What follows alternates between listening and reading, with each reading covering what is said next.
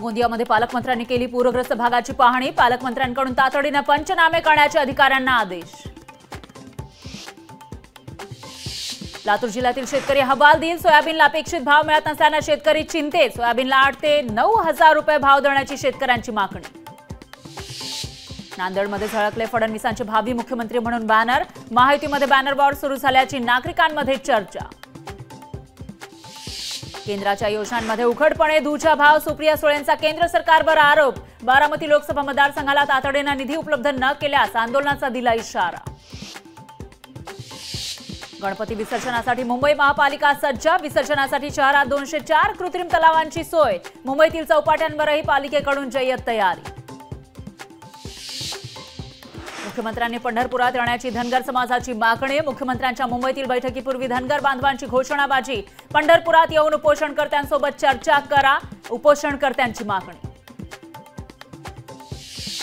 बारामतीमध्ये अजित पवारांचे भावी मुख्यमंत्री म्हणून बॅनर। शहरातील आबा गणपतीच्या उत्सवात लागले बॅनर। बॅनरमुळे राजकीय चर्चांना उधाण।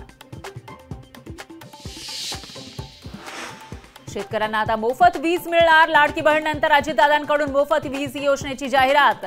योजनेबाबत उपमुख्यमंत्री अजित पवारांनी ट्विट केला व्हिडिओ। अर्बन मल्टीस्टेट बँकेचे अध्यक्ष साईनाथ परभणेला अखेर अटक। बँकेच्या माध्यमातून कोट्यावधी रुपयांची केली होती फसवणूक। बीडच्या परभणेला पुण्यातून अटक। नंदुरबारमधील पोषण आहारात भेसळ। खिचडीसाठी दिल्या जाणाऱ्या पोषण आहाराच्या पाकिटात भेसळयुक्त तांदूळ। पोषण आहार बदलून देण्याची पालकांची मागणी। बनावट सायबर नोटीस पाठवत सायबर फसवणुकीचे प्रकार। नोटीसीवर विश्वास न ठेवण्याचा मुंबई पोलीस आयुक्तांचं आवाहन। नोटीस आल्यास तात्काळ पोलिसांशी संपर्क करण्याचं आवाहन।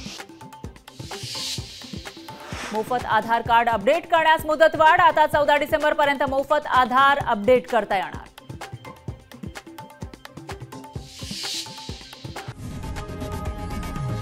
लोकशाही मराठी ऐका, पहा, जागरूक रहा।